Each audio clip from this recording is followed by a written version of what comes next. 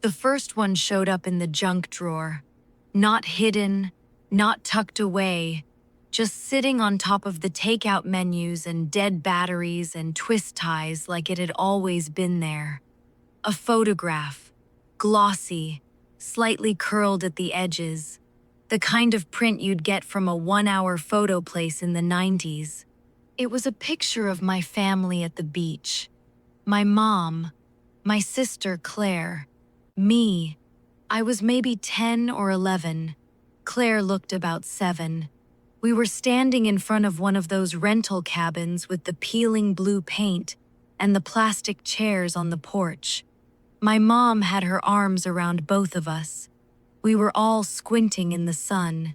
I didn't recognize the beach. Not in a vague way, not in a this could be anywhere way. I grew up in central Illinois. We went to the beach maybe 3 times in my entire childhood, and I remember each one because they were events. They required planning. My mom worked 2 jobs. Vacations didn't just happen. I knew the beaches we'd been to. Lake Michigan, twice. Once when I was 6 and once when I was 13.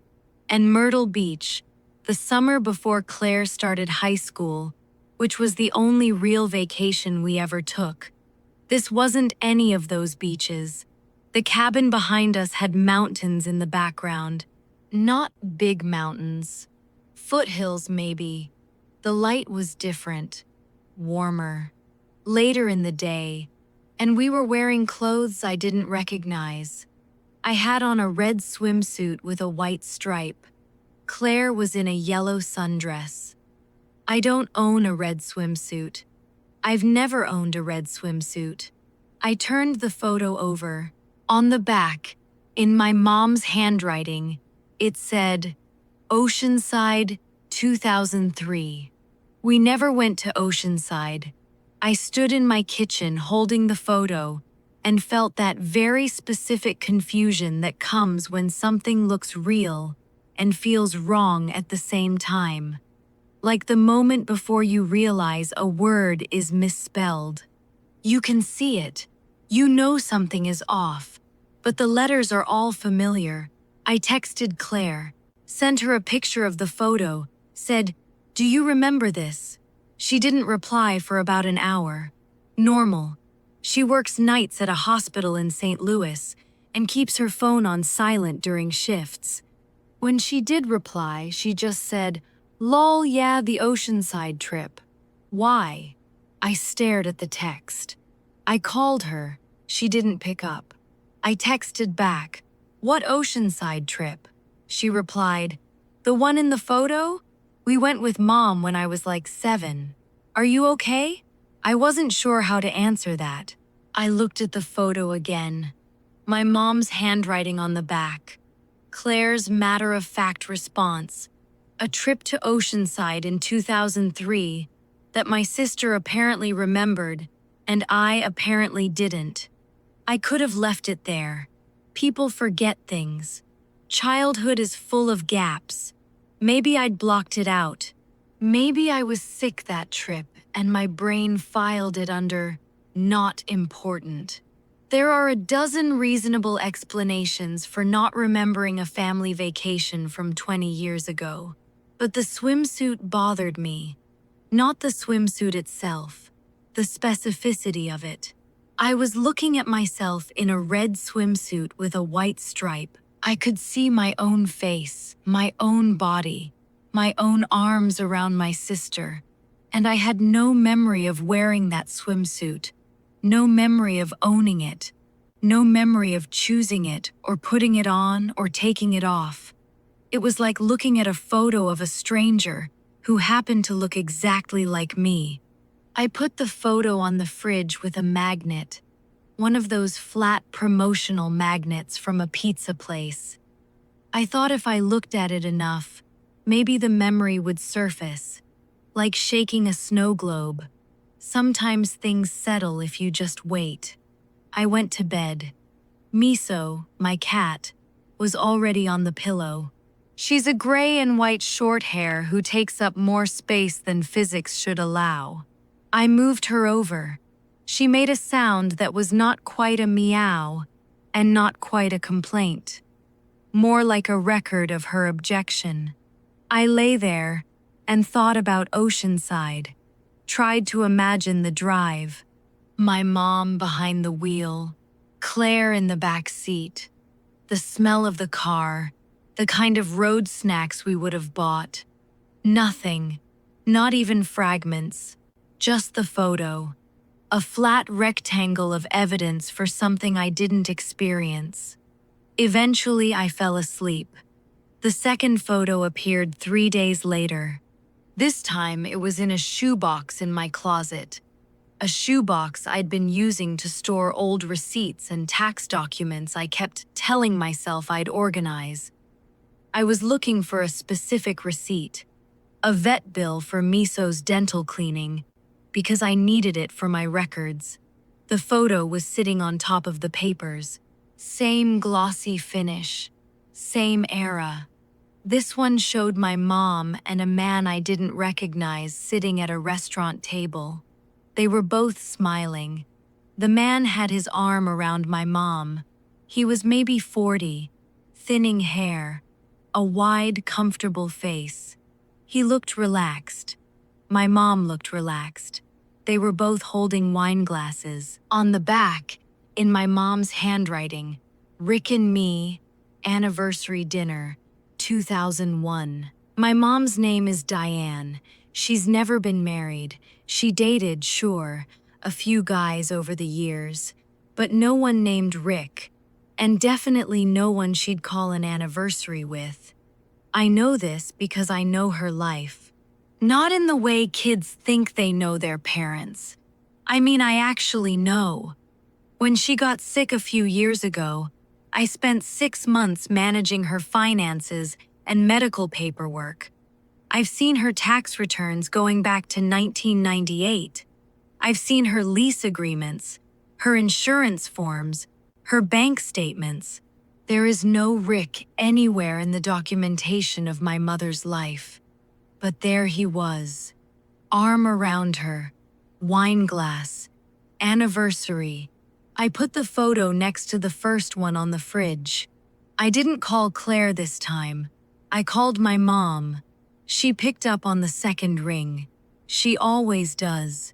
She lives alone now, in the same house in Decatur where Claire and I grew up. She watches a lot of HTV and does crossword puzzles and calls me every Sunday whether I call her or not. I asked her about Rick.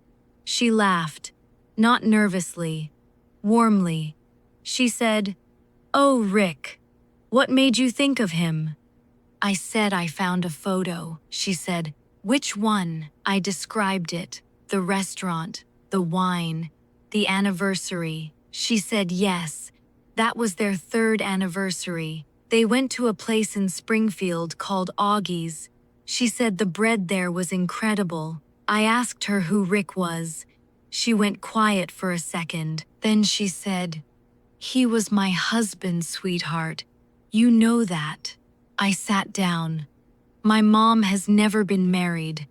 I know this the way you know the color of your childhood house. Not because someone told you, because you were there.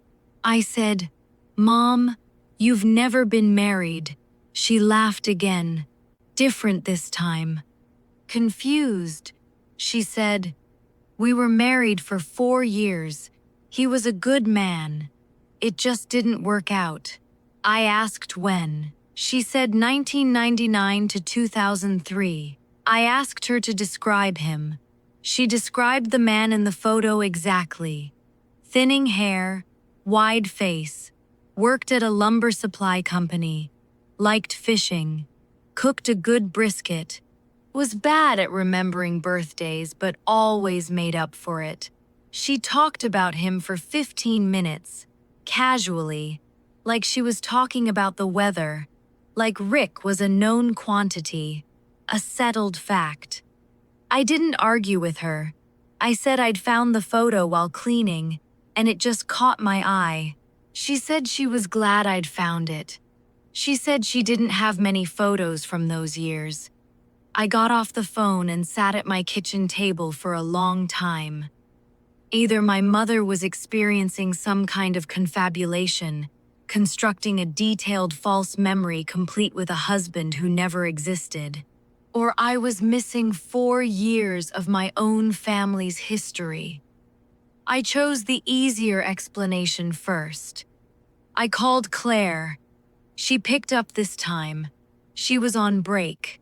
I could hear vending machine sounds in the background. I asked her about Rick. She said, "Mom's ex-husband? What about him?" My stomach dropped. I asked her what she remembered. She remembered a lot. She remembered him living with us. She remembered him grilling in the backyard. She remembered a fight between him and Mom that she overheard through the wall. She remembered being sad when he left. She said she was 5 when they got married and 9 when they divorced. I asked if she remembered me being there during those years. She said, of course. She said we shared a bedroom until I was 12. She said I didn't like Rick at first, but warmed up to him after he taught me to ride a bike. I said, "Dad taught me to ride a bike." She was quiet. She said, "We don't have a dad." And she was right. We don't. Our biological father left before Claire was born. I have no memories of him, no photos, no name even. Mom never talked about him, but I remembered learning to ride a bike. I remembered someone holding the seat. I remembered their hand letting go. I'd always assumed it was a neighbor, or a friend's parent, or some anonymous adult my brain had filled in the way brains do when you're 5 and someone helps you. But Claire was saying it was Rick. I got off the phone and opened my laptop. I searched for Rick, marriage, Decatur, Illinois, 1999. I searched for my mom's maiden name plus marriage license. I searched for Rick and Diane. I searched for Rick and every last name I could think of. Nothing.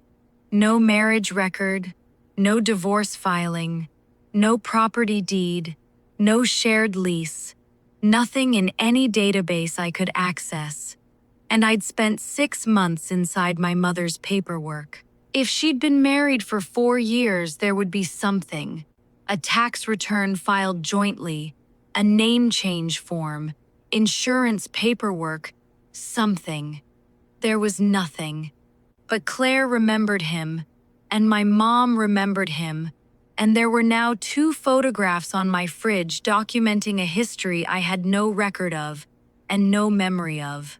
I went to bed that night feeling untethered. That's the word. Not scared, not confused. Untethered.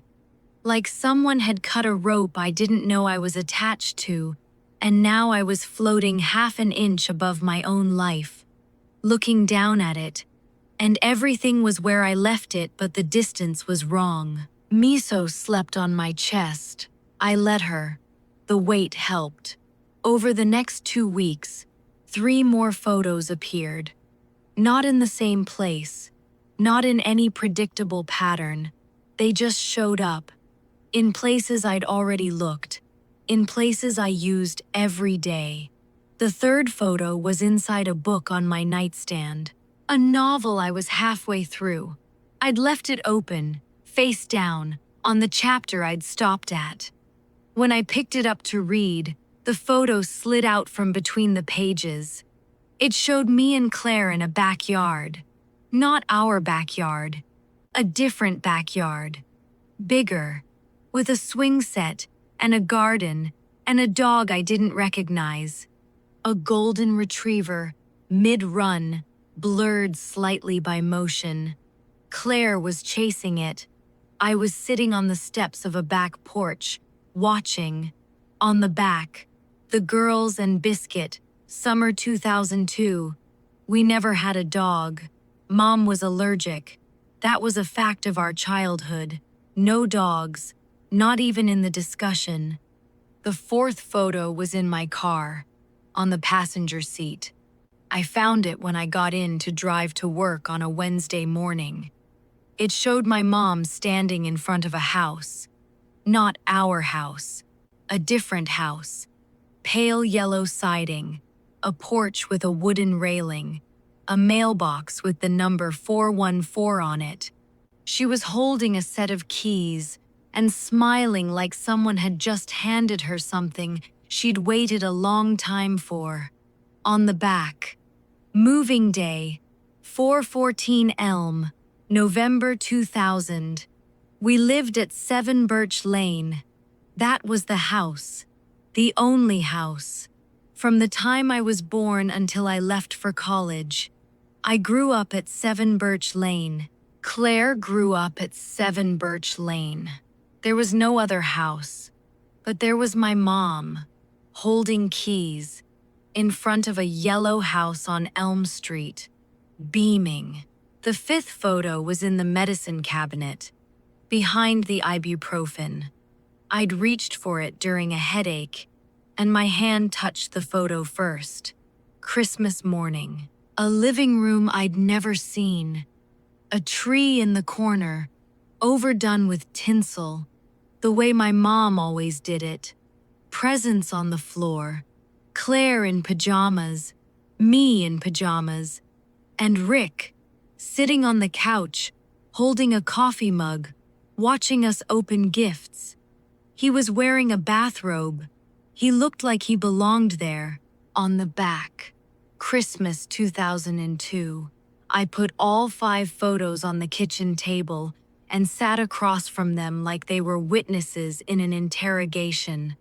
5 photographs documenting a 4-year period of my family's life that I did not experience. A husband, a house, a dog, a vacation, a Christmas.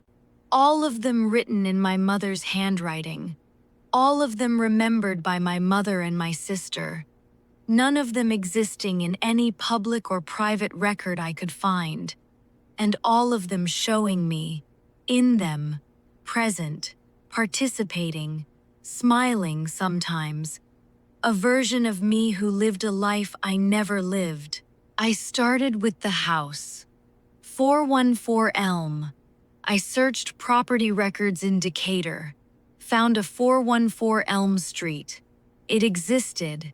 It was a real address, but the ownership records showed it had belonged to a family named Patterson from 1997 to 2006. No mention of my mom, no mention of Rick. I drove to Decatur that weekend. It was a 3-hour drive from my apartment in Champaign. I told myself I was visiting my mom, which I was, but I also drove past 414 Elm. The house was there, pale yellow siding, a porch with a wooden railing, a mailbox with the number 414, exactly like the photo, down to the shape of the railing, down to the placement of the mailbox. I parked across the street and stared at it. A woman came out the front door, gave me a weird look, and went to her car. I left. I went to my mom's house, 7 Birch Lane, the house I grew up in. She made coffee, and we sat in the kitchen, and I asked her, as casually as I could, about 414 Elm. She looked at me. She said, "That was our house, honey, before we moved back here." I asked when we lived there. She said 2000 to 2003, when she was married to Rick. She said when the divorce happened, she moved us back to Birch Lane because the mortgage was too much on one income. I asked about the dog. She smiled. She said Biscuit was Rick's dog, a golden retriever. She said when they split up, Rick took Biscuit with him. She said Claire cried about it for weeks. I asked about Oceanside. She said it was the last family trip they took before things fell apart. Summer of 2003. She said Rick had wanted to try to fix things. She said it was a nice trip, but they both knew it was the end. She told me all of this in the same tone she uses to talk about anything: the grocery store, her neighbor's new fence, her crossword puzzle streak. Just facts, just life. I sat there and listened, and felt the floor of my reality getting thinner with every sentence. When I left, I drove back through town, past the high school, past the park where I'd spent summers, past the library where I'd checked out books about space because I wanted to be an astronaut for exactly 1 year. Everything looked the same. Everything felt different. On the drive home, I tried to organize what I knew. My mother and my sister both had detailed, consistent, emotionally coherent memories of a 4-year period in which my mom was married to a man named Rick. They remembered a house, a dog, holidays, fights, a divorce. I had no memories of any of it, none, not suppressed memories, not vague fragments, a complete absence. And there were no records, no marriage license, no property transfer, no tax documents, no digital traces whatsoever. But there were photographs, physical photographs, printed on glossy paper, with my mother's handwriting on the back. 3 sources of evidence. 2 of them, the memories and the photos, said this happened. 1 of them, the records, said it didn't. And I was a 4th source, my own memory, which also said it didn't. But my memory was the minority position. I got home and sat on the couch, and Miso jumped into my lap, and I said, out loud, to my cat, either everyone else is wrong, or I'm wrong, and I don't know which one is worse. Miso didn't weigh in. Over the next few days, I started looking at my own past differently. Not the Rick years. My whole past. I went through my things. Old school papers, childhood drawings, report cards. Everything was normal. Everything was consistent with the life I remembered. Except, my 3rd grade report card was from Lincoln Elementary. I went to Lincoln Elementary. I remembered it clearly, but on the front of the report card, the address listed for my home was 414 Elm Street. I checked my 4th grade report card, 7 Birch Lane. I checked 2nd grade, 7 Birch Lane. Only 3rd grade, only 1 year, 414 Elm. I sat on the floor surrounded by papers and felt the kind of cold that doesn't come from temperature. The records did exist, not in the places I'd been looking, not in the digital systems, in the physical artifacts, the objects that had been sitting in my closet, in my boxes, in my life, for 20 years without me ever looking closely enough to notice.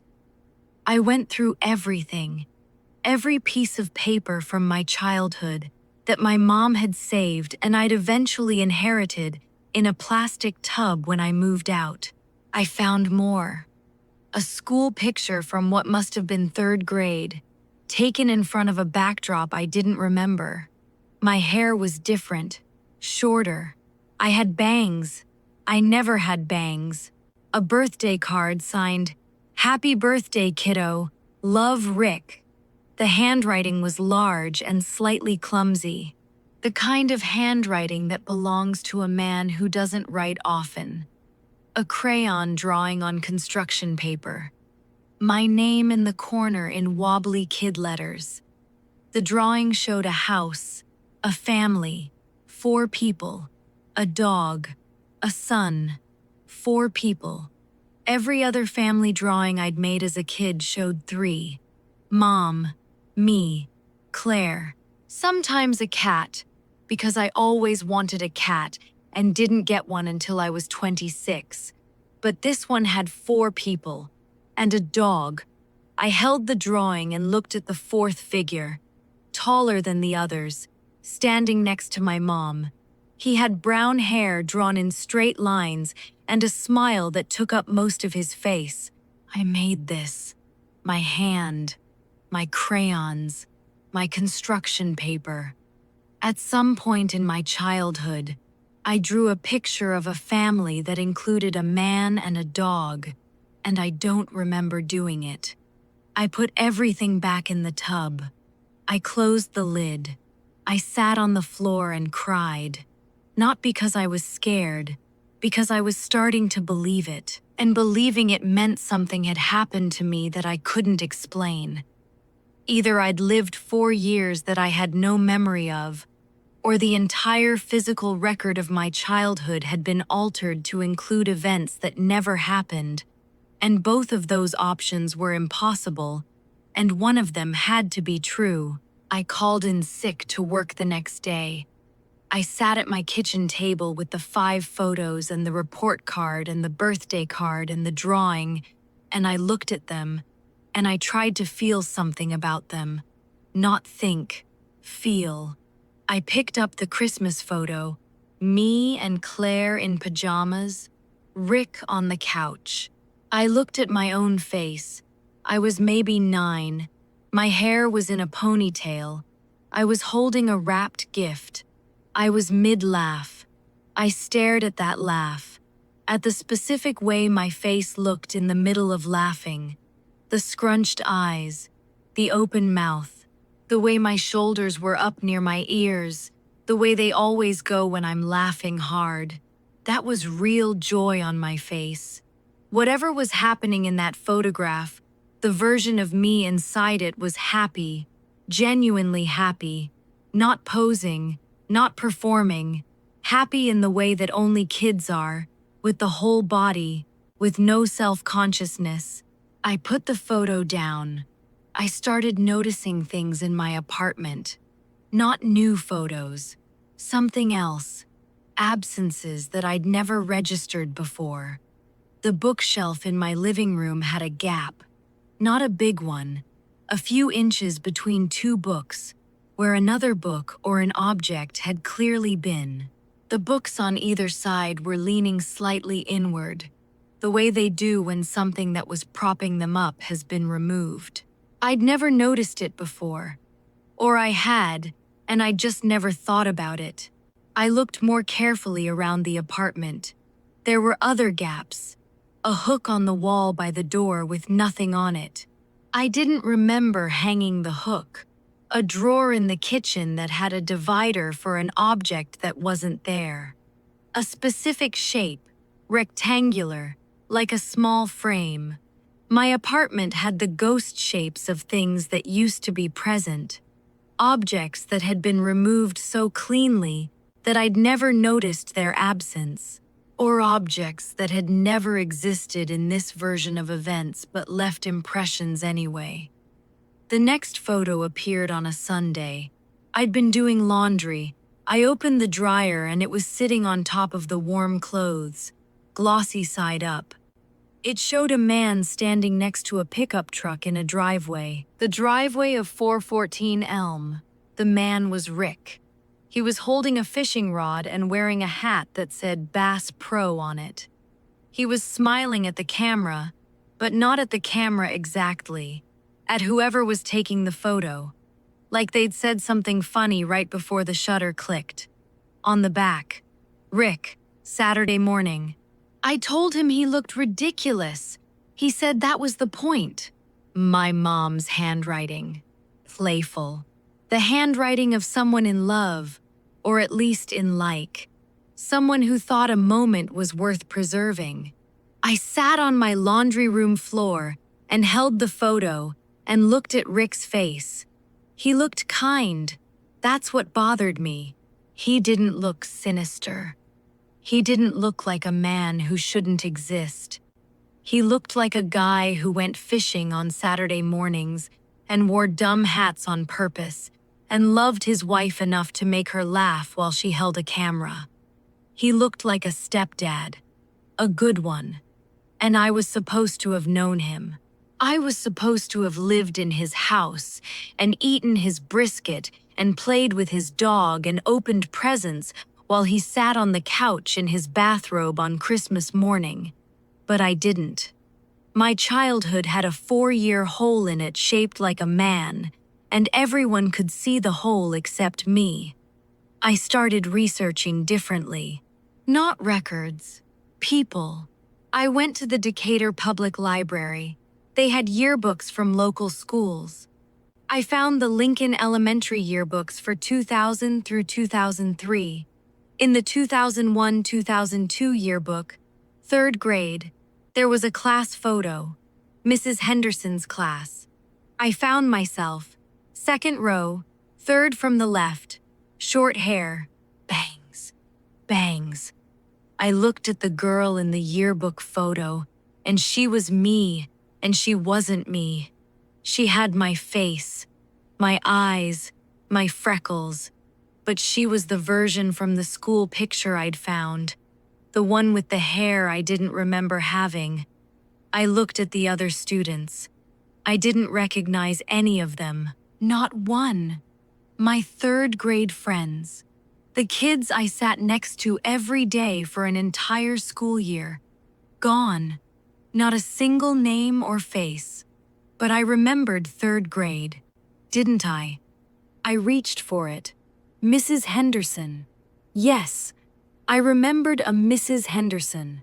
I remembered she was tall and wore reading glasses on a chain. I remembered she let us have extra recess on Fridays when the weather was nice. But I couldn't remember which classroom. I couldn't remember which desk was mine. I couldn't remember walking to school or walking home or anything about lunch or recess or anything specific at all. 3rd grade was a summary, not a memory. A Wikipedia entry for a year of my life. I drove to my mom's house again. This time I didn't call ahead. She was surprised to see me. Happy. She made lunch. Grilled cheese and tomato soup, which is what she's always made me when I show up unannounced. Some things don't change. After lunch, I asked her to tell me about Rick.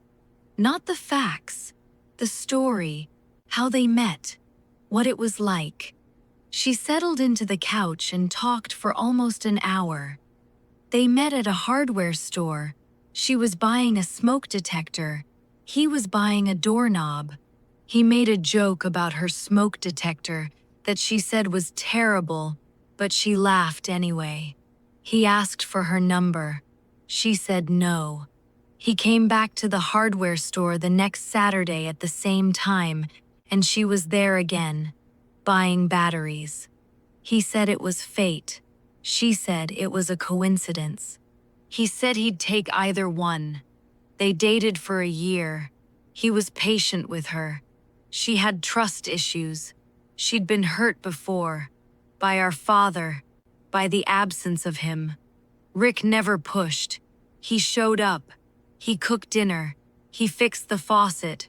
He read to Claire at bedtime. They got married at the courthouse. Small. Claire was the flower girl. I held the rings.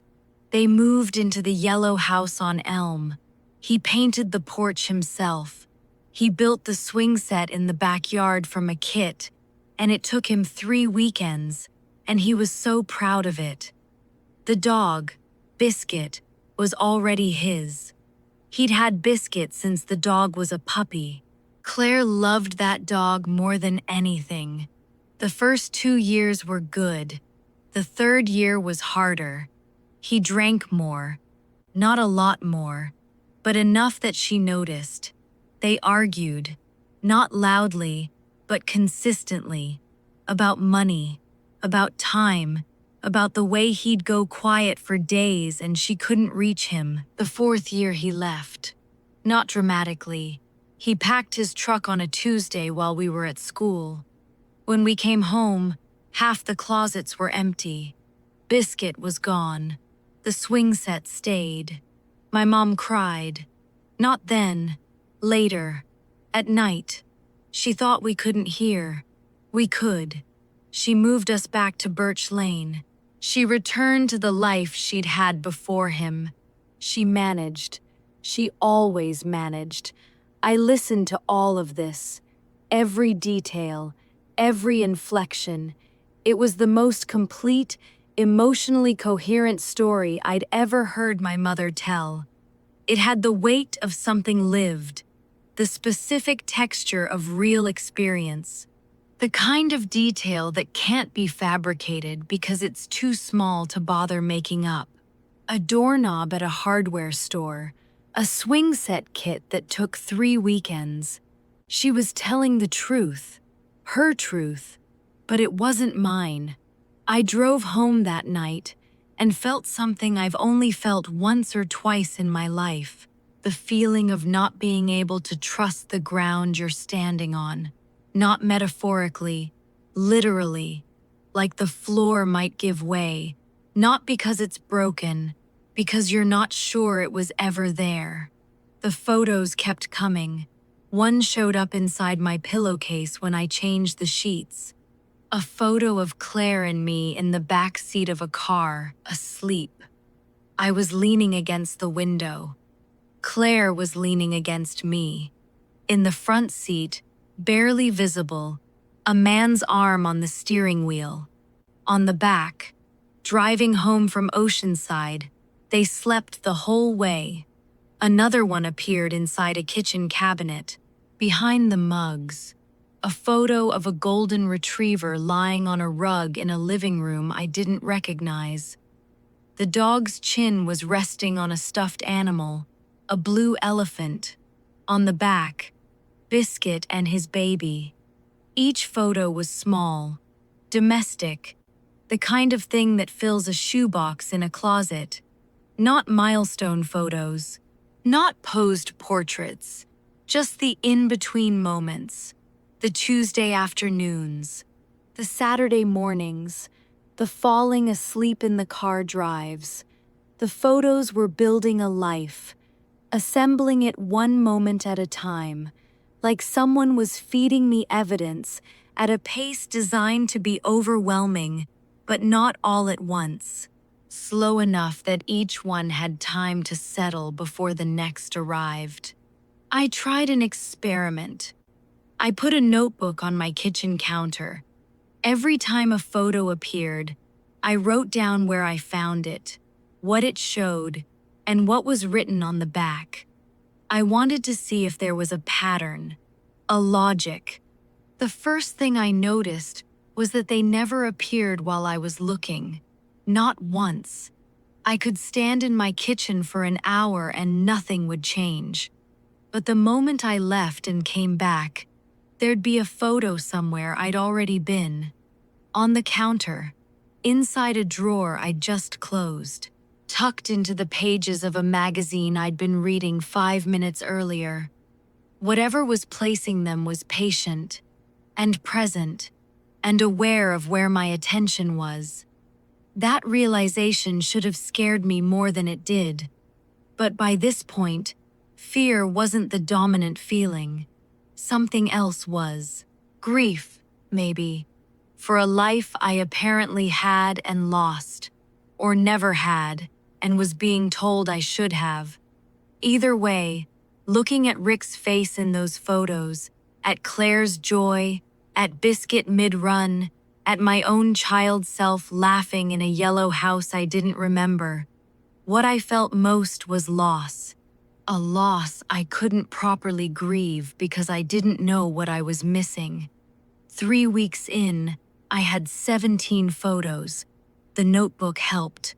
Tracking them gave me something to hold on to. A structure, a way to engage with what was happening without being swallowed by it. But then I found the letter. Not in the apartment. In the plastic tub. The one with my childhood papers. The tub I'd already gone through. I know I'd already gone through it, because I'd reorganized it. I'd put things in chronological order. I'd noted what was in there. The letter wasn't in there before. It was in an envelope. No stamp. No address, just a name on the front. My name. Inside, a single sheet of lined paper. The handwriting was the same as the birthday card. Large, slightly clumsy. Rick's. The letter said, "I know this is hard. I know you probably don't understand it yet. But I want you to know that the time we had was real, even if you can't find it anymore. You were a great kid. You were brave even when you didn't think you were. I'm sorry I left the way I did. I should have said goodbye. I should have done a lot of things differently. But I don't regret any of the years. Not one day. You probably won't read this for a long time, and when you do, I hope you've had a good life. I hope the parts you can't remember didn't leave too big a gap. They were good parts. You were happy. Claire was happy. Your mom was happy. For a while. That counts for something. I think it counts for a lot. It was signed Rick. I sat on the floor and held the letter and read it 4 times. It was written to me, specifically to me, by a man who apparently knew I wouldn't remember him, who apparently knew I would find this later, who apparently knew there would be a gap. He knew I wouldn't remember, and he wrote me a letter anyway, just in case. I don't know how long I sat there, long enough that Miso came to find me and sat in the space between my crossed legs and purred like she was trying to fill a silence she could feel. After the letter, the photos slowed down. Not stopped, but instead of one every day or two, they came maybe once a week, and they started showing different things. The early photos were happy, vacations, holidays, a man and his dog, a family in a yellow house. The new ones were different. A photo of the kitchen at 414 Elm, dishes in the sink, a half-empty bottle of something amber on the counter. The light was harsh, overhead, unflattering. The kind of photo someone takes not to capture a moment, but to document a problem. On the back, Tuesday night, he said he'd stop. Another photo. My mom sitting alone on the porch of the yellow house, her arms crossed, her face turned away from the camera, not posed, caught. The way you look when you don't know someone is watching, and the thing you're feeling is too heavy to hold in the right shape. On the back, I don't know what to do anymore. The photos were progressing chronologically. The early ones had been from the beginning, the good years. Now they were moving into the later period, the decline. A photo of the backyard at 414 Elm. The swing set was there, but it looked different, weathered. One of the swings was missing a chain. The grass was overgrown. Biscuit was lying by the fence. Even the dog looked tired.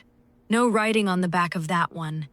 I was being given the full narrative, not just the happy version, the real version, the one with the slow unraveling, the arguments, the silence, the bottle on the counter, the porch where my mom sat alone. I was being shown that the life I'd missed wasn't a fairy tale. It was a marriage, a real one, with all the mess that entails. And somehow that made it worse, because a fairy tale would have been easy to dismiss, a perfect alternate history, a fantasy. But this was mundane. This was real in the way that only real things are, imperfect and specific and heartbreaking in the exact way that life is. I called Claire. I asked her about the bad parts, the end of the marriage, what she remembered. She went quiet for a while. She said she remembered the fighting, not the words, just the tone, the muffled sound of it through the walls. She said she remembered Biscuit hiding under her bed during the loud nights. She said she remembered the day Rick left, coming home from school, and the house being half empty. She said she looked for Biscuit, and he was gone, and she screamed, and Mom had to hold her on the kitchen floor for an hour. She said she'd never really gotten over Biscuit. She said that was stupid, because it had been 20 years, but she still couldn't look at golden retrievers without feeling something twist in her chest. I listened. Then I asked her something I'd been avoiding. I asked what I did. That day, when we came home and Rick was gone. She paused. She said I went to my room and closed the door and didn't come out until the next morning. She said Mom knocked a few times. She said I told Mom I was fine. She said I never talked about Rick again. Not once. She said it was like I just decided he didn't happen, and that was that. She said, "You were always like that. You could just decide something wasn't real and move on." I always kind of envied that. I thanked her. I told her I loved her. I got off the phone. I stood in my kitchen and thought about a 9-year-old girl going into her room and closing the door and deciding that a man who'd been her stepfather for 4 years simply did not exist, and apparently succeeding, not just suppressing the memory, erasing it so completely that 20 years later, there was no trace, no fragment, no dream, no vague sense of something missing, just a clean 4-year gap that my brain had seamlessly papered over with a version of 3rd grade that had no specifics, because the specifics belonged to a life I'd refused to keep. Is that possible? I don't know. I researched dissociative amnesia. I researched childhood memory suppression. I read papers about how children process abandonment. I read about kids who block out entire periods of their lives after trauma. It's possible, apparently. In extreme cases, the mind is capable of extraordinary editing. But the photos, if I'd simply suppressed my own memories, the photos shouldn't be appearing. They should have always been there. In the tub, in the shoebox, in the family albums my mom keeps in her hall closet. They should have been part of the record all along, unremarkable, unnoticed by me because I didn't want to see them. But they weren't always there. I know they weren't. I'd gone through that tub dozens of times. I'd opened that junk drawer 1,000 times. Those photos were not present until they were. They were arriving. From where, I don't know. Placed by what, I don't know. But they were being introduced into my life with a deliberateness that went beyond recovered memory. Someone, or something, was rebuilding the record. The last few photos were the hardest. One showed the hallway of 414 Elm. The walls were bare, nail holes where frames used to hang. The light was dim, late afternoon maybe, or early morning. The in-between light that makes everything look like it's already in the past. On the back, the day after, one showed the back seat of a car, 2 garbage bags full of clothes, a box of toys, Claire's stuffed rabbit poking out of the top of the box. On the back, going back to Birch.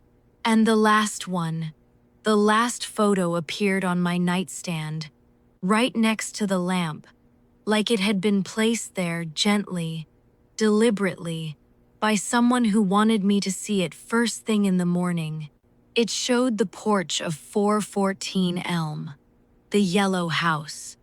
Early morning, the light was soft. The railing still had morning dew on it. On the porch, a man was sitting on the steps. His back was to the camera. He was hunched forward, his elbows on his knees. He was looking at the empty driveway. Rick! The morning after he'd left, or the morning before, Or some morning when he'd gone outside alone to sit with whatever he was carrying and didn't know someone was watching. On the back, in handwriting I didn't recognize. Not my mom's, not Rick's. Smaller, more careful. He went back to the house 3 times that year. He sat on the porch each time. He never knocked. I turned the photo over and over in my hands. The handwriting wasn't anyone I knew. It was precise, almost printed, gender neutral. It looked like the handwriting of someone who wanted to be clear above all else. He went back 3 times. He sat on the porch. He never knocked. Rick came back. After the divorce. After he'd packed his truck and taken Biscuit and left while we were at school. He came back to the yellow house and sat on the porch and looked at the door and didn't open it. 3 times.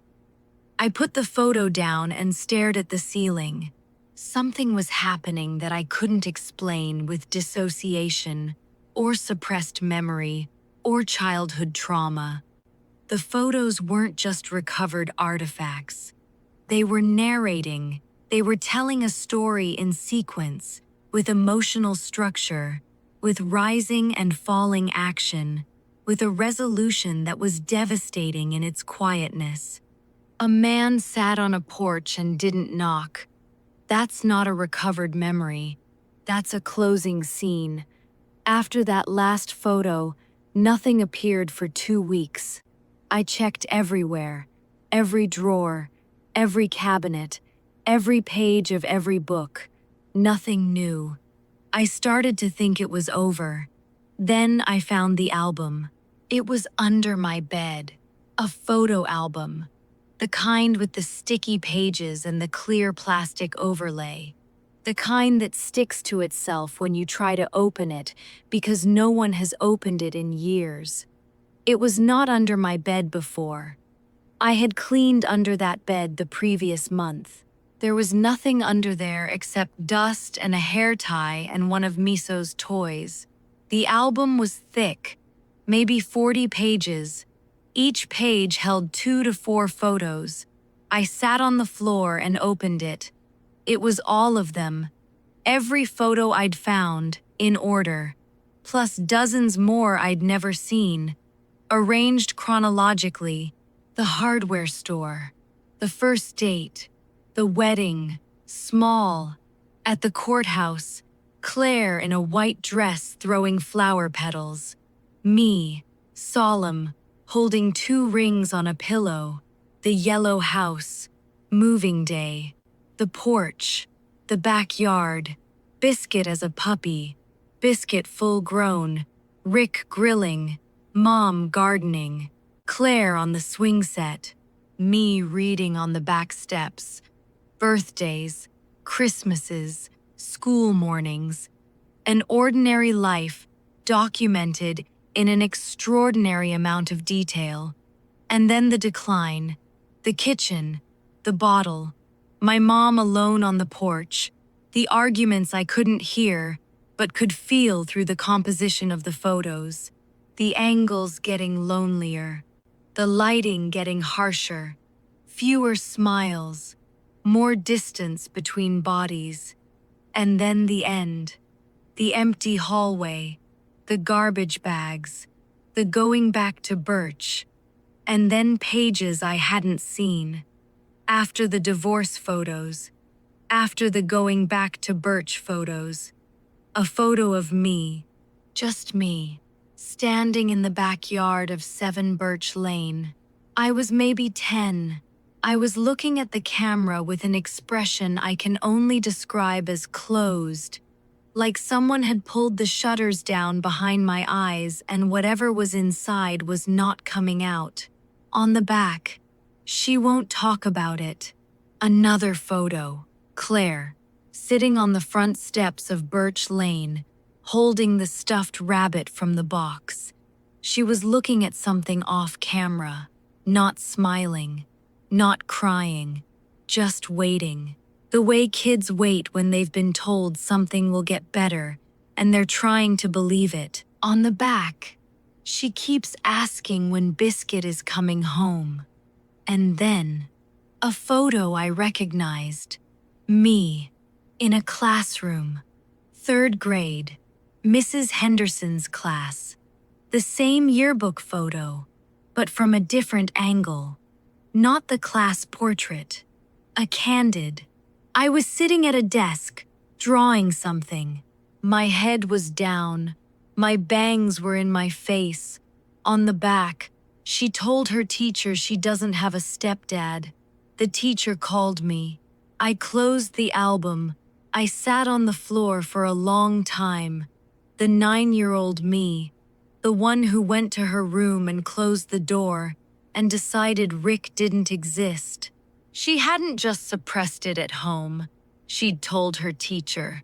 She'd actively contradicted the reality that everyone else was living. She'd rewritten it in real time, as it was happening. And apparently, over the next 20 years, the rewrite held. Until now. Until the photos started coming back. Until whatever mechanism had allowed a child to reject 4 years of her own life began to crack. I opened the album again. I went through it slowly. Every page, every photo. Somewhere around the middle, in the good years, there was a photo I hadn't noticed on the first pass. It was small, tucked into the corner of a page, almost hidden behind a larger photo of a barbecue. It showed me, maybe 8 years old, sitting on a couch next to Rick. We were both reading. He had a fishing magazine. I had a book. I couldn't see the cover. We were sitting close but not touching, just sharing a couch, sharing silence. The ease of it. That's what got me. The comfort in the photo was so specific. The way my legs were tucked under me. The way his arm was draped over the back of the couch, not around me but near me. The way we were both absorbed in what we were reading but clearly aware of each other. The way you only sit with someone you trust. I trusted him. The girl in the photo trusted that man. I could see it in her body. In the way she wasn't angled away, in the way her shoulders were relaxed, in the way she'd chosen to sit next to him when the rest of the couch was empty. I touched the photo, the glossy surface, the slight curl of the edges. I tried to feel it, the couch, the magazine smell, the sound of pages turning, the specific quality of silence that exists between two people who are comfortable enough not to fill it. Nothing, but something adjacent to nothing. Something that wasn't a memory exactly, but wasn't nothing either. A warmth with no source. A feeling without a scene attached to it. Like hearing a note of a song so briefly that you can't identify it, but your body responds anyway. Maybe that was always there. Maybe that was what was left of those 4 years. Not memories, not images, not names or places or events, just a residue. A thermal signature of a life that was lived and then archived so deep that it became indistinguishable from absence. I closed the album and put it on the shelf. It's been 4 months since the last photo appeared. The album sits between 2 books in my living room. I look at it sometimes.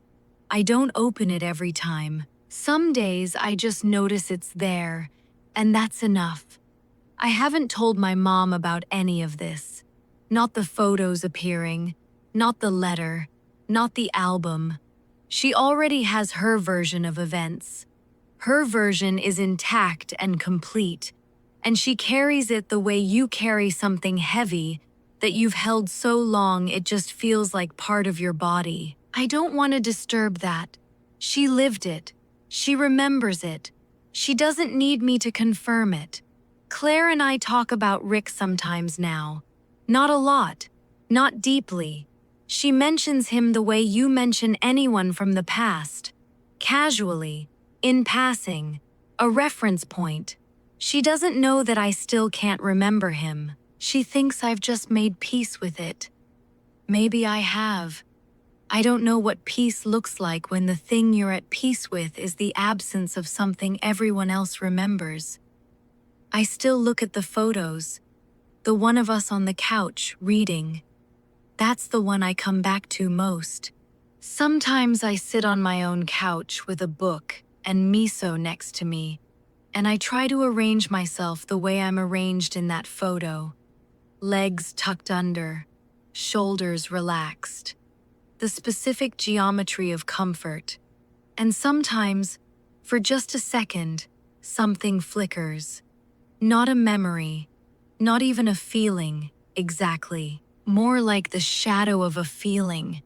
The shape of something warm that was once in the room and is now just barely, almost, not quite gone. I think about the letter Rick wrote, the part where he said he hoped the parts I couldn't remember didn't leave too big a gap. They did. But the gap has a shape now, and the shape is specific enough that I can sit inside it and know that it used to be full. I don't know who or what placed the photos. I don't know why they came now, 20 years later. I don't know if it was something supernatural or something psychological or something I'll never have a word for. But I know that somewhere in 2003, a girl went into her room and closed the door and decided to throw away 4 years of love because the ending hurt too much to carry. And she was so committed to that decision that she unmade it, pulled it out of herself like a thread from a sweater, and the sweater held. For 20 years, the sweater held. And then someone started sliding the thread back in, one photo at a time, one glossy rectangle at a time, not forcing it, not demanding anything, just laying the evidence on a counter and walking away. Here. This happened. You were here. You were loved. Do with that what you will. I keep the album on the shelf. I keep the letter in my nightstand drawer. Some mornings I wake up and look at the nightstand and think about a man sitting on a porch in front of an empty house, 3 separate times, and never knocking. And I think about a girl in a bedroom, deciding he never existed. And I think about how both of those things are the same kind of silence, the kind that sits where love used to be when you don't know how to hold it anymore. I still can't remember him, but I'm starting to remember that I forgot. And maybe that's where it starts. Subscribe for more horror stories. Comment what kind of horror unsettles you the most, and press the bell icon to get haunted.